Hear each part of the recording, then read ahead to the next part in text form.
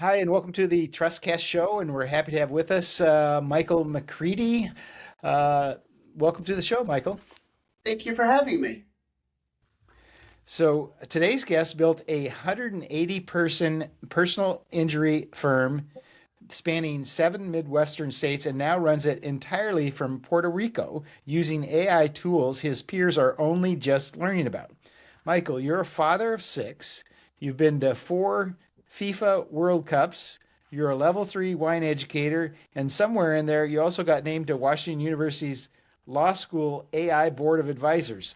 What actually made you pick up and move the whole operation to Puerto Rico? My wife was getting a little bit tired of the winters in Chicago. My firm I've had for 27, 28 years, and just started to think about where the future was going to lie. And started to look at different locations for weather, for taxes, for quality of life, and we fell in love with Puerto Rico. So, I had built my firm throughout many states, and it allowed me to not physically have to be in all of my offices. So I didn't build my law firm with the expectation of relocating, but what I built allowed me this flexibility, and it's been wonderful. So you're more of a businessman now at this point in your career. I mean, you're managing all of these offices and 180 plus uh, person personal. Is that 180 plus attorneys? No, no, no. We've got I think 180 we've got plus. yeah, I think we've got 20 attorneys, and then the rest of it are staff. We had remote workers before COVID. And we have international team members. So we've been successful in building a firm that doesn't require people to be sitting in the office next to each other. So do you actually have offices in these various jurisdictions? We do. And it's interesting because although we all work together, under the name, the law firm McCready Law, each of the states, each of the individual offices does have its own personality. So, for example, the people that work out of our Indianapolis office, they'll get together and they'll have a potluck lunch together. Or in the summertime they all go to the Indiana State Fairs. It's very interesting to watch the little micro areas with the different offices, but we all work intercooperatively for the firm. So I, you knew, or I have on my notes here, you knew you wanted to be a lawyer from age five, graduated magna cum laude in 3 years, clerked for a federal judge, and then you left a partnership to start your own firm in 1999 with nothing but a principal. What gave you the nerve to walk away from a big firm and start your own? And what was that like? Sure. I was always going to start my own law firm. It was just a matter of when. No one was surprised. But of course, it was me taking that risk. And everybody had faith in me except myself. Now, things have worked out, and the firm has grown, and I'm very proud of what I've built. But, starting out 27 years ago, it was just me, no secretary, no nothing. When the client called, that was me answering the phone. And then as you become a little bit more successful, I would be able to hire a secretary, then an associate. And then gradually it has grown. Certainly couldn't have grown to the size it is right now without having a great team around me. And so I've been very fortunate with the people that we've hired over the years, and it's allowed the firm to continue to grow. But that brings all different sorts of considerations, right? It's too big of a firm for me to micromanage, and so building leaders, building people that I can trust and that I can delegate to, that certainly was an ongoing experience. So is each of your office, so you're primarily a personal injury firm, or do each of your offices practice personal injury law, or do they are they or do they do other things? No, it's all personal injury. Over the last 20 years, the law has become so specialized. The days of a general practice lawyer are gone. You really need to focus on one particular area. I wouldn't know the first thing about filing a bankruptcy or a divorce or even a criminal case. There are lawyers that specialize in all of that, and my specialty and the firm's specialty has been personal injury cases. Okay, so I'm going to ask you some questions about that. So I just got hurt in an accident and I'm scared. What are the most important things I need to do in the first 24 hours? Yeah, that's a great question. Most of our clients have never been in this situation before. They don't know what to do. A lot of people don't realize that personal injury lawyers don't charge any money up front. Most people think that when you hire a lawyer, you got to write a check in order to get a lawyer, and that's true in most areas of law, but not personal injury. So we tell everyone one of the first things you should do is just reach out to a personal injury lawyer and get that advice from them. The advice that I would give when somebody would contact me first would be get medical treatment. Even if you think that you're okay, just go get checked out, because if you wait and pain develops over the next few days or the next week or two, if you don't have that initial visit, sometimes the insurance company is going to deny your claim. The second thing is that the insurance company, they're not in the business of paying out claims. Insurance companies are in the business of saving money, and What? yeah, right. So they can do all those commercials on television. But just realize that an insurance adjuster is not your friend, and they don't have your best interests at heart. And then finally, it's a matter of documentation. So if you miss time from work, we need to get a note from work. If you've got medical bills, we're going to need that. If you had to cancel vacation plans or any other way that your injury may have impacted your life. Those are all things that we want to know about, because an insurance company doesn't just write you a check. You're not just in an accident and get a check. You need to prove first that the other person was at fault, and then second, how you were injured. If you're not injured, you're not entitled to any settlement or compensation. I think a lot of people don't understand that. So the other drivers insurance companies already calling, and they're saying we'll take care of everything. Should I talk to them? My advice is no. Okay, because they may ask questions in such a way that you may not realize, but could definitely impact your case. I can't tell you how many times clients have come to me after the fact. They thought the insurance company was going to do the fair and honest thing and pay for their injuries. And then they find out that they're not going to, but by the time they come to me, they've already done something which jeopardized the recovery in the case. I can't do anything about something that somebody has done that has hurt their case in the beginning. So because we don't charge anything up front, we only get paid at the end and only if we make a recovery. That's why I always recommend to people just pick up the phone and make a call. Give me an example of something an insurance company might do or say to make somebody or to weaken a case that someone who's been involved in an accident might not know about. Well, how about, don't worry, we'll pay your medical bills. And then when you submit the medical bills, they say, well, these bills are not fair and reasonable. We're not going to pay this. Okay, that happens all the time.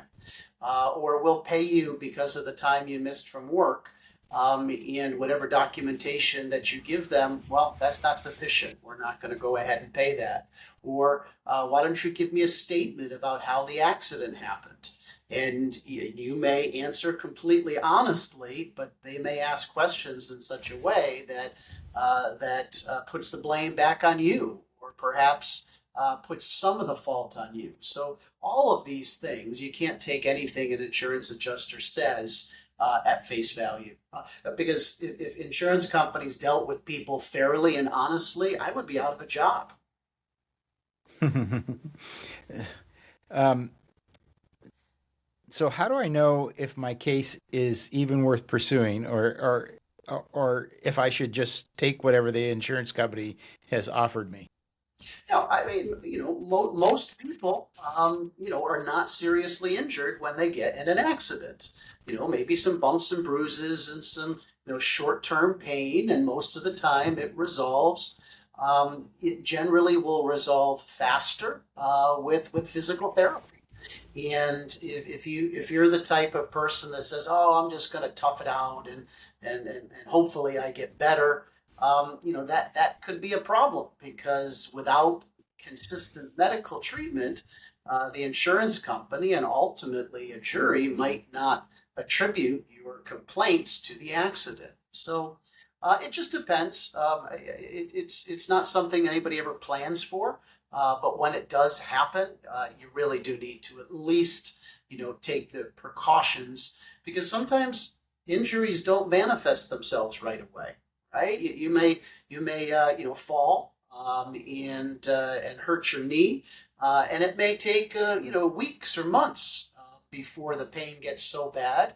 Then you go to the doctor and find out that you need knee surgery. So those kind of things happen all the time, and it's just better to have some kind of advice while you're pursuing that. So if I'm in some sort of an accident or something's happened, and then in that example, weeks later or a month later, I feel the repercussions of that in a way I didn't really expect. How strong is my case at that point if I didn't go to the doctor when it happened? It's probably a very difficult case. Okay, it's not what the truth is. The truth is that you injured yourself in the accident. It's what you can prove. And if you're and insurance companies and juries figure people that are hurt go to the doctor. People that aren't hurt don't go to the doctor. Now that's not always true, but that's the way that people's perception is. And so if you sustain an injury and you don't go to the doctor for a month, it's very hard to prove that that injury is related to something that happened 30 days ago. You may say it, but you know what? That's not good enough proof. And most of the time you will end up losing that case. In fact, we generally will not take a case for representation if there has been no medical treatment for about 10 days. So if you were injured and it happened 2 weeks ago, we generally will decline that case, because we will we will lose that case, right? The insurance company is not going to accept it. A jury would not accept it. The defense would be this: 1,000 things could have happened to you between those 2 weeks or 3 weeks or 4 weeks between the accident and the time you went to the doctor. How do we know that it was related to the accident? How do we know that you didn't have a fall at your house, or, trying to avoid stepping on the dog and you hurt your knee? We wouldn't know that. And if your injury was related to your original accident, we would have expected that you would have gone for some medical treatment. So, And all of those are absolutely true, aren't they? yeah, I mean, it's the I mean, those reality. situations. It's Yeah. it's not it's not what the truth is. It's what we can prove. And without medical treatment, it makes it much more difficult to prove that an injury is related to an accident. So walk me through what happens after someone calls McCready Law for the first time. What's the actual process? Sure. We will assign a case manager. A case manager is going to be kind of like a nurse. Okay, so anytime that you need something, you'll call the office. The case manager is going to be communicating with you, making sure that you're following up with medical treatment, making sure that the doctors order the appropriate tests. Listen, with health insurance, sometimes it's really hard to get approval for anything. And your injury may require an MRI or a CAT scan. And, so the case manager is your main point of contact, very similar to a nurse. You'll continue going through treatment, and at some point, the doctor will release you from care and say, you're healed, or you're as good as you're ever going to get. This is going to be permanent. It's very important for us to make sure exactly what the final condition is. If the doctor releases you and 30 days later your neck bothers you again, it's really hard to say that that is still considered part of the case. So part of what we're doing is just making sure that the client is really better. Okay, we don't want the doctor to discharge you until we're very comfortable that you're 100% recovered. When that time comes, we will get the medical records, the medical bills, a letter from your employer. Sometimes we'll get photographs if there's any kind of surgery. But we'll get everything together for the case, and we will send a demand for settlement.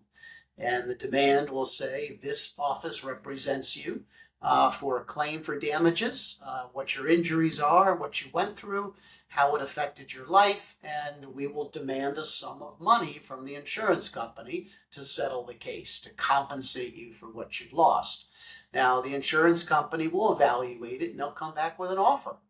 Okay, if the So offer how do you determine what that initial offer is? So I have a whole list of questions, but then I always let my curiosity, because I'm thinking if I'm your client, I'm sitting there in front of you. This is what I would ask: how do we know what we should, what that amount is? Yeah, well, there's definitely historical precedent, and you're relying on our expertise. I would assume that you don't have the experience to know what the value of a case would be. But where does that value come from? Ultimately, it comes from what a jury of 12 strangers would award you in these circumstances. And juries award money all the time in cases. And so you try to find cases that are very similar to the facts of your case and find jury verdicts that will substantiate what your demand for settlement is. And lots of things go into the value, your medical bills for sure, your pain and suffering, what you went through, whether it's permanent or not. All of those things are factors that we take into consideration when determining, what to demand and what a fair settlement is. So when I get an offer from the insurance company, I usually tell the client, this is a B plus offer, or this is a C offer, just to give them some kind of range of what the offer is. Now, I've had people get an A or an A plus offer and they don't want to settle. And if they don't want to settle, we go to court and we'll go to trial. That would be against our advice, but it's always the client that makes the decision. We've had offers where the offer is a C or a C minus offer. Our recommendation would be to continue and go to court and fight and get what it's really worth. Sometimes the clients don't want to do that and they'll accept a lower offer. But it's our responsibility as an attorney. We are an attorney and counselor at law. And so our expertise it ultimately has to inform the client to give them enough information so they can make an informed choice. So I want to zone back over to the case manager because, probably a number of decades ago, I had an injury from an automobile accident, and it was frustrating to get back in touch with the attorney while the process was going through. So can you talk about that? And they didn't. They had a administrative assistant, but not really a case manager, and so it Sure. was always a challenge to stay abreast with what was going on. It was just challenging and frustrating. Well, So can you tell me about how the case manager sort of thing works, and does this separate you from some other providers? I think so. Listen, the biggest complaint that clients have is I don't know what's going on with my case. I don't know what's going to happen next. And that's something we address in several different ways. First, we address it with technology. Okay, so we have a lot of automated communications. We send out texts explaining anytime something happens in the case, the client will get a text. We have emails and videos explaining here's what's going to happen in the case. We have an app that you can download that will show you exactly where you are in the whole case life cycle, from still treating to ordering medical records to sending a demand to litigation. So it's to us and to my firm, educating the client, keeping them up to date is very important. And we use technology. But the case managers, they're human. They haven't been replaced by AI. And they're always available for clients. And listen, lawyers, lawyers that work for me, they're in court a lot. They're in trial. They're in depositions. It's very difficult for them to take an unscheduled phone call. So what we explain is if you were to call your doctor, you wouldn't expect them to pull the doctor out of a surgery to take your phone call. You would talk to the nurse. The nurse can usually answer your question, but if not, the nurse can talk to the doctor, find out the answer to your question, or we can schedule a time to have a dedicated phone call with the attorney. But the lawyers need to be focusing on what they can uniquely do as attorneys. And you would not want your lawyer interrupted working on your case from another client, and it's not fair that we interrupt another case for your phone call. So we do try to balance that, and the case manager, like I said, is always available to answer those questions, and more importantly, the case manager he really holds the client's hand, right, and guides them through the process, and make sure that what needs to get done to get the best result is done, whether it's from the doctors. Well, for example, if a client misses a doctor's appointment, the case manager is going to be on the phone and find out why, because a missed appointment can have a detrimental effect on the case, and too many missed appointments can really sink your case. So the case managers should be proactively calling the client, and then when the client has a question, and if they need an update, they can always be available. So, how long does a personal injury case typically take, and what's happening during all that time? Well, the largest time is the medical treatment. Okay, we don't want to rush the medical treatment, and so it largely depends on when you make a recovery. If you make a recovery within a month or 12 months, or perhaps you're still treating after 2 years, that can make a big difference. But once the person has been released from treatment, usually we can get all the medical records, all the medical bills, everything we need for a demand letter, usually within 30 or 60 days. Then we'll send a demand letter off to the insurance company. Of course, when we send it, we've got a human on the other side, an insurance adjuster. Some people do their job promptly, and some people don't. So we don't have control over when the insurance adjuster evaluates the claim, but generally within 30 days, we would hope to have some kind of evaluation and an offer. If we settle the case out of court without having to file a lawsuit, probably another 30 days after that. So, maybe three to 5 months after you're done treating would be a reasonable time to expect a case to be resolved. However, if the insurance company doesn't want to offer enough or nothing at all, then the next step is to file a lawsuit. The reality is, the court system is quite slow, and there are things that we don't have control over. For example, the insurance company lawyer or the judge or the court. And so we generally tell people if we have to file a lawsuit, you're probably looking at about another 18 to 24 months. Okay, and we'll try to get the case moved as quickly as possible.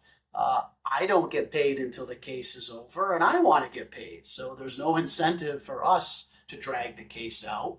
But there certainly are things within the legal and the judicial system which cause cases to take longer than most clients would want.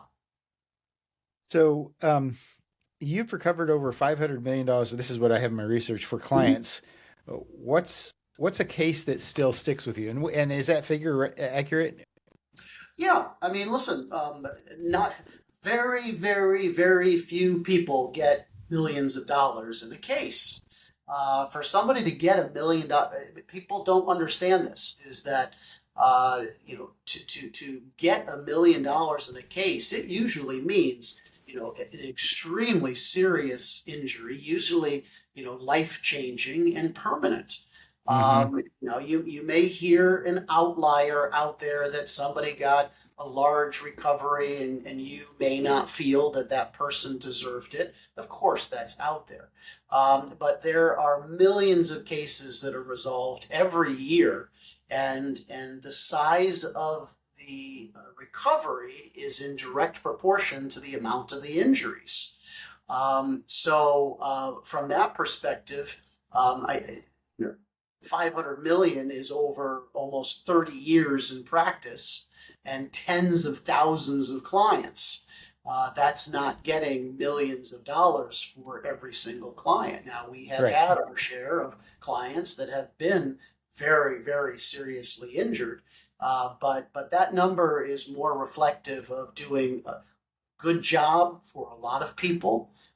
Most of our clients come from referrals, and so when you do a good job for someone, they remember you. And when they hear their neighbor or their aunt or someone else that's been injured, they recommend our firm, and that's how it's grown.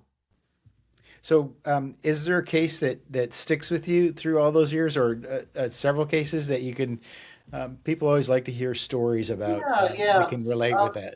I had a case years and years ago. A small boy, he was maybe 4 or 5, and he was in a foster home, and there was a fire that broke out. He was burned pretty seriously, and I settled the case, and that money doesn't go to him; it goes into a special trust account. So I hadn't thought about that case in years and years, and out of the blue, I got a phone call. I'm going to almost choke up telling this story. Is This young boy was adopted, and his new parents. He had turned 18. He was going to college, and they reached out to me to find out, what they could do with the son's money.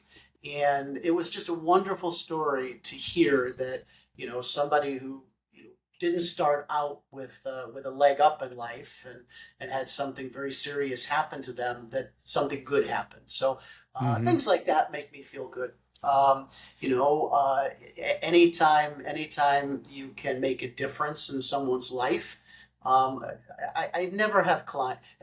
Every client that I have would rather have their health back than any amount of money that I get them. It's a big Right. misconception that people are just in it for the money. No, you have been injured by the negligence of someone else, and you're entitled to compensation. It's not a jackpot. It's not a lottery. It's not, you get all this money. It's you're entitled to compensation for what you went through. And that amount of compensation is not what people think it is. A lot of people think that they would be entitled to more than they really get. And so, but at the end of the day, it makes me feel good when we are able to help someone out, and that money goes towards something in their life. So, Washington U put you on their AI board of advisors. What does that actually mean for how law gets practiced? Well, the law is changing. The world is changing with AI, and the law has to adapt. And Washington University Law School has made, through their dean, has made a decision that they want to be at the forefront of legal education. as it relates to AI. And how can we incorporate AI and all of the changes into our legal curriculum to train the next generation of lawyers? And with that mission, they have invited a broad cross section of people in technology, with AI companies, with lawyers, law firms like my own, who are at the forefront of adopting this technology. And so it's a board that advises the law school on suggestions on what they can do to position themselves as cutting edge law school that trains the next generation of lawyers using the technology and AI specifically. So, and so, correct me if I get any of this wrong. So, my research says your firm uses AI to build demand letters and prepare for insurance negotiations. Um, how does that help your clients? Well, the interesting thing is this: you could be the best lawyer in the world. You could know all of the theory. You could know your case inside and out better than anyone. But there is a limit to the human mind, the capacity that we as humans can comprehend. With AI, it's limitless. Okay, so AI is really effective when you have a large data set or lots of information. It can process that, it can synthesize that. Now, keep in mind, AI does not think. Okay, AI is not thinking, AI is predicting. And so, if you give it a data set and you engage it as a tool and you ask the right questions, you can get things out. And so we use AI constantly in our firm. Things that used to take humans, lawyers or paralegals, hours to do can now be done in a matter of a minute or two. Now, all AI product is not final. Okay, everything that we do has to be reviewed by human. You have to have a human in the loop. But AI is great at a first draft. It might give you 75, 85% of the way there. And of course, that saves money and ultimately saves time. All of these things are to the benefit of the client. Okay, so you said AI is already changing how lawyers investigate facts, draft filings, and serve clients. Give me a real example of what that looks like at your firm right now. Sure. So we have a case where there's a biomechanical engineer, okay, and that person's opinion is that the impact from an accident was not sufficient to cause the injuries claimed by the plaintiff. And there's a very long report. It's detailed with numbers and delta. And it's complicated. We can run that through AI, the report itself, and start asking questions. First off, explain this report to me in a way that's understandable for someone with a college education, not a biomechanical engineer, but someone, and it will summarize it, it will explain it. But more importantly, here is a report. What facts or assumptions, if proven to be false, would make their opinion less credible? And AI can go through the report, and let's say it comes up with a fact, and we're able to prove that that fact it's not true. Well, that's going to go towards the credibility of the report. That's not something that one of our lawyers may have known intuitively. So AI is a tool, and it is your expert in all things that you do, from drafting to depositions, to filing complaints, to briefs, to expert witnesses. It's a silver bullet in most cases, and allows our lawyers to be even better than they were before AI's invention. So here's a tougher question. Since am kind of involved in that AI too and software and all that area. Uh, One thing that I see happen or come up in the news frequently is particularly with legal citations, the tendency of AI to hallucinate. And if someone doesn't check the facts of the case versus what's really out there, it seems like it's a couple times a month some news story pops up about some attorney who just takes an AI thing and has all these citations and it ends up in court and the judge is just absolutely enraged. He weakens his client's case because he used this just kind of out of whole cloth and the citations didn't even exist. How do you combat against that? Well, lawyers have an ethical duty of candor to the court. And courts should not have to check the work of a lawyer. Maybe the first person this happened to, or the second, or the third, but at this point, come on, lawyers, you all know that hallucinations happen. There's absolutely no excuse for this, for submitting a legal document or brief with a hallucinated case. And in our firm, we have an audit process. Anytime that AI touches a file, okay, we're documenting it. We're also having people sign off as to whether it has been checked or not. There's always responsibility that falls on an individual in my firm with the use of AI. Nothing leaves our office that's AI created without a human checking it.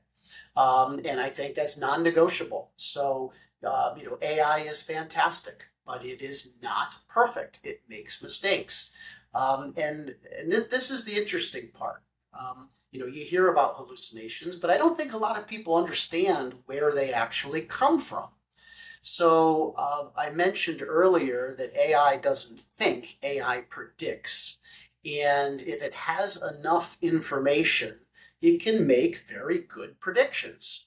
And that's the strength of AI. However, when there's not a robust data set, it has a tendency to make things up because it is programmed not to admit that it does not know. And here's the analogy: is if you take a multiple choice test, and it's not A or C, right? But you don't know if it's B or D. You take a guess because if you leave it blank, it'll always be wrong. And so that's what's happening with AI is it's taking its best guess, predicting, and it's wrong. So this is a very easy thing to check. And I don't see any reason other than laziness that lawyers are still submitting briefs with hallucinated cases. I agree. I don't know why it is frustrating when you hear that, um, that it's still going on. I don't know when it'll stop. So you grew a one person firm to 180 professionals across 7 states. What's the thing that actually made your firm scale? One of the most important things was when I came to the realization that I was the pinch point, right? Too many things were going through me. I was micromanaging. I had to approve everything. I had to do everything. And when I realized that I was holding back the firm, everybody in the firm knew it was me, but I had to come to that realization myself, and grow to be able to trust my team, trust their judgment, trust their decisions, and work with them cooperatively as opposed to just me dictating what everything needed to be done. That's when the firm really took off. I hired great people and I allowed them to do their job. That sounds easy, but for someone who creates a founder or an entrepreneur, it's an incredibly difficult thing to do. So that was really the point that the firm took off. Is ironically enough is when I stopped trying to control everything.